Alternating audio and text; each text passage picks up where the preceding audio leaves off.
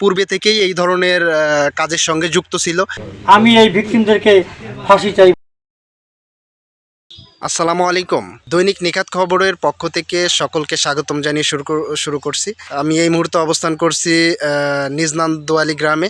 এই নিজনান্দোয়ালি গ্রামেই বসবাস করতো সেই মানুষরূপী পাষণ্ড ধর্ষক হিটু মিয়া, যে ধ্বংসস্তূপে পরিণত হয়েছে যে বসতবাড়িটি, এইটাই ছিল সেই ধর্ষক হিটু মিয়ার বসতবাড়ি, যেখানে সে স্ত্রী পরিজন নিয়ে বসবাস করত।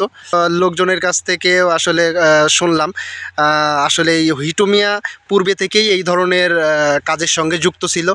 বরাবরই সে চারিত্রিক দিক থেকে যথেষ্ট লেভেলের খারাপ ছিল। এই যে ঘটনাটি ঘটলো, এখন আপনারা কি চান এর প্রেক্ষিতে? আমরা ধরছেন যে রকমের কাটেছে, টুকরো করেছে, করেছে, এগুলো প্রেক্ষিতে সেইটাই আমরা চাই।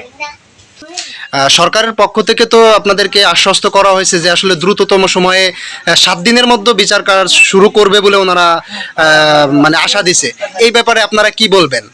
10,000 খোদা তাআলা হিটু, তারপরে তার বড় ছেলে রাতুল, আর এক ছেলে সজীব, তারপরে তার স্ত্রী জায়দা কর্তৃক নির্যাতিত হয়। 9 দিন সিও মাসে থাকার পর সে তার পরে চলে গেছে। আমরা এই যে একটা ন্যাক্কারজনক ঘটনা, এটা আমি তীব্র নিন্দা জানাই।